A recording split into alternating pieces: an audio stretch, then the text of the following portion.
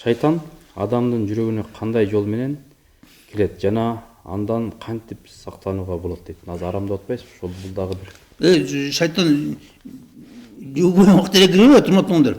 Шайтан мына эркин кирет да, бүт оозуңдан, мурдуңдан бүт жериңе кирет шайтан.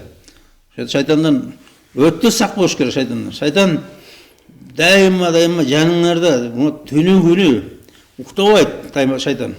Шайтан дайыма жаныңда жүрөт, дайыма азгырзам дейт.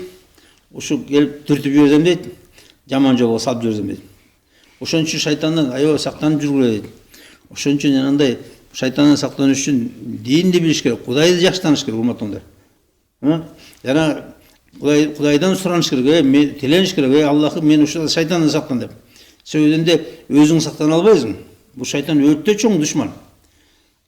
Шайтан Куранда иннау адувун мубин деп айтат. Аябай чоң душман дейт бул. Өтө күчтүү душман, урматтуулар.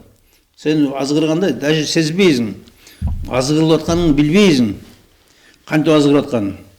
Шайтан экенин, ушу сен жаман иш кылып аткан шайтан экенин, сени ушу намаз окуп туруп айтканы, сени жанагындай арак ичип туруп атканы, бүт баарын шайтан экенин даже сезбейсиң, билбейсиң.